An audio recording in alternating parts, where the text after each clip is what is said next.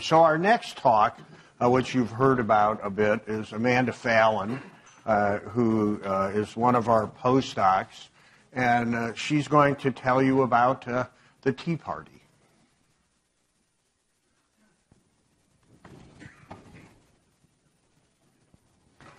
Good morning, and thank you for inviting me to speak today about our work on the tobacco industry and the Tea Party. I really appreciate all the efforts of my co-authors, Rachel Grana and Stan Glantz. The Tea Party is a social and political movement to the right of the traditional Republican Party. And the major goals of the movement are lower taxes and less government regulation. And it is commonly believed that the Tea Party was a spontaneous grassroots movement that began in 2009. However, our work shows that it is actually much more complicated than that. The Tea Party that we see in 2009 actually has decades of influence from tobacco and other corporate interests. FreedomWorks and Americans for Prosperity are national organizing bodies of the Tea Party, and they co-sponsor rallies, provide transportation, talking points, and really provide a lot of structure to the grassroots Tea Party movement. And those organizations actually came from Citizens for a Sound Economy, which split in 2004.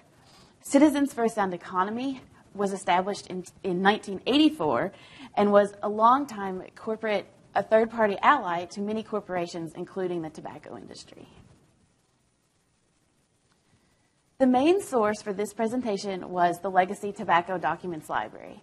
We also used media articles, archived websites through Wayback Machine, as well as Form 990s, which nonprofits file to the IRS, and we use those to look at continuity of organizations, as well as employees and consultants. So in the 90s, the tobacco industry was facing many threats. The first that I will discuss was the Clinton healthcare reform campaign, which would have been funded partially through a tobacco tax and also included preventive health measures such as smoking cessation. The next, in the mid-90s, was potential FDA regulation of nicotine and Occupational Safety and Health Administration regulation of secondhand smoke as a workplace issue. Then there was the federal lawsuit and the RICO case in which the tobacco industry was charged with racketeering, was charged with fraud for many activities, including denying the addictiveness of nicotine and also the harms of smoking and secondhand smoke. Throughout the 90s, there were tobacco taxes and smoke-free laws being proposed around the country. So in the 90s, the tobacco industry was really viewed in a negative light by the general public. So they were interested in being able to fold their tobacco policy agenda into a broader message of anti-regulation and anti-taxation. So before I talk about each of these individual threats, I'm going to talk through just some general strategy documents about broadening out their message. This is a memo from Tim Hyde, the leader of R.J. Reynolds Smokers' Rights Groups from 1990. And this is talking about how they will want to build broad coalitions around the issue clusters of freedom, choice, and privacy. And this memo goes on to say that he wants the coalition building to proceed along both a grassroots and a national intellectual track. And Mr. Hyde states, ultimately, we are talking about a movement, a national effort to change the way people think about government and big business's role in our lives. Another strategy document about broadening out the message is here. This is a 1992 memo from CART, which was the coalition, or about CART, which is the Coalition Against Regressive Taxation.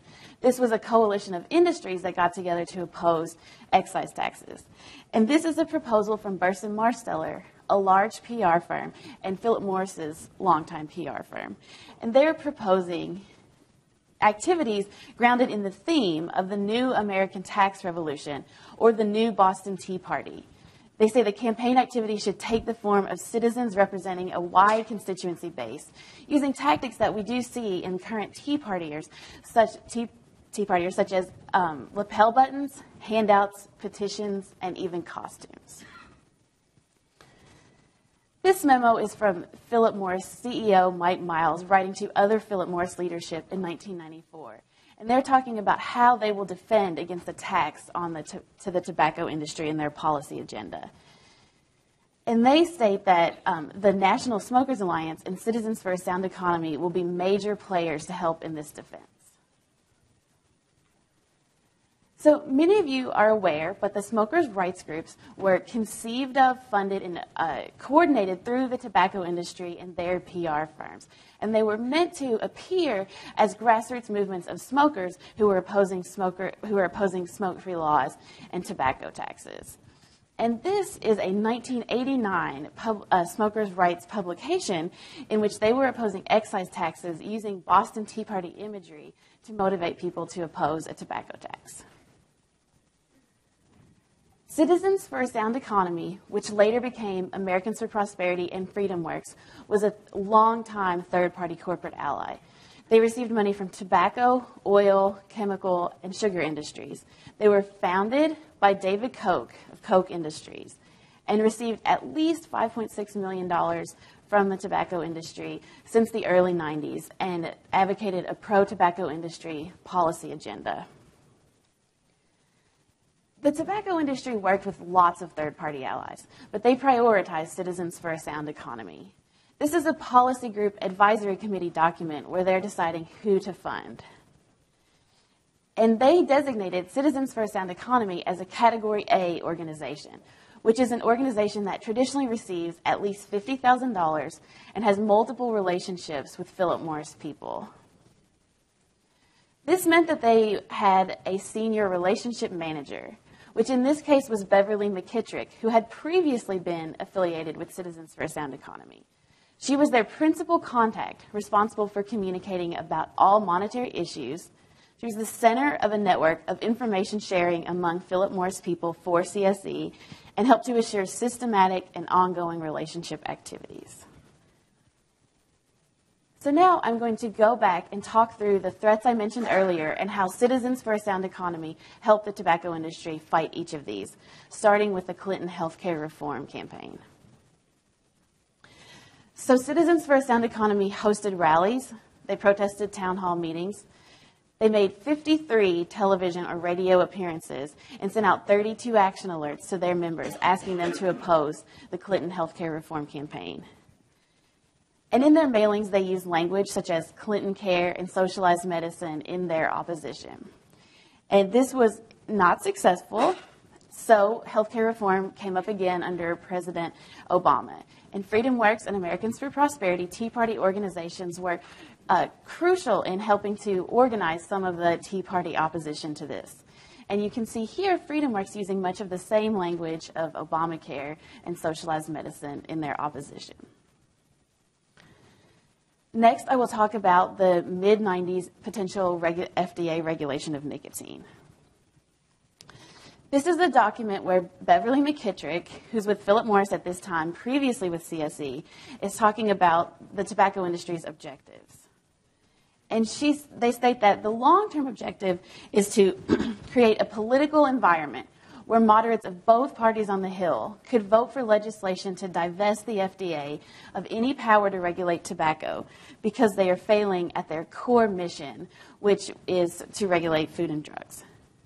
And their short-term objective was actually where the title of this talk comes from, and it is to quarterback behind the scenes third-party efforts to launch, publicize, and execute a broad, non-tobacco-based attack on the failings of the FDA. And from this document, we can see that Citizens for a Sound Economy was designated to monitor and help direct this multi-front action plan. CSE released ads, commentaries, and made media appearances. And this attempt at FDA regulation of nicotine was not successful. When this came up again, under President Obama, Freedom Works, previously Citizens for a Sound Economy, also opposed FDA regulation, and these are two of their blog posts from 2008 and 9. And this one states, adding new policing powers over tobacco would detract from the agency's core mission of food and drug safety. The next issue I will discuss was the federal lawsuit in the RICO case. In 1999, the Department of Justice sued the tobacco industry, and this was following many states as well as individual class action lawsuits. This is also the same act that organized criminals would be charged under, so this was not only a potential legal and financial challenge, but also a public relations problem. So they worked with Citizens for a Sound Economy to oppose this charge. And CSE opposed both the appropriation, the funding from the Department of Justice, as well as the grounds of the lawsuit, calling it a frivolous lawsuit and talking about they didn't want to feed the trial lawyers. CSE contacted policymakers, drafted commentary, sent out action alerts, and ran ads. And in 2006, the tobacco industry did lose this case. Next, I will talk about tobacco taxes and smoke-free laws. Citizens for a Sound Economy was a member of Get Government Off Our Back, which was conceived of and started by the tobacco industry and run through their PR firm. And they attempted to hide all obvious tobacco interests, including in their earliest press releases, they had growers' associations listed as member coalitions, and they later dropped those off. And Get Government Off Our Back had an anti-regulation goal and message, including opposing smoke-free laws. These are two examples of Citizens for a Sound Economy opposing tobacco taxes first in New Jersey. New Jersey Citizens for a Sound Economy received $40,000 from the industry. They did mailings, radio ads, patch-through calls, and credited themselves with defeating that tobacco tax on their website. Then they also opposed Proposition 10, a tobacco tax in California, which did ultimately pass. Those of you living in California probably remember Proposition 29. And this is what would have increased the cigarette tax. There was a No on 29 coalition that received majority funding from tobacco companies. And Americans for Prosperity and Freedom Works were both members of the No on 29 coalition. And in addition, they also did media interviews and served as a public face of the No on 29 campaign. This is a mailer they sent out. And as you can see, Americans for Prosperity is one of the listed coalitions. In addition, Citizens for a Sound Economy was using Tea Party language on their website as early as 2002, well before 2009, when the Tea Party gained prominence in the media. They were operating off their website, usteaparty.com. It was an interactive website where you could go learn about the Tea Party, dump some tea, and it used the Boston Tea Party as sort of a way to oppose taxes. Citizens for a Sound Economy split into Americans for Prosperity and Freedom Works in 2003 and 2004, and both of those organizations used Tea Party language before 2009 as well. So now I'm going to recap and just sum this up a little bit. In the 80s and 90s, R.J. Reynolds was working through their smokers' rights groups, which were run by their PR firms and field consultants. Philip Morris was operating the National Smokers Alliance, running through their PR firm. And they were partnering with Citizens for a Sound Economy. Individuals in leadership positions at either Philip Morris or the National Smokers Alliance went on to found or have leadership roles in Tea Party-related organizations. Field coordinators for R.J. Reynolds smokers' rights groups went on to start ad and PR agencies.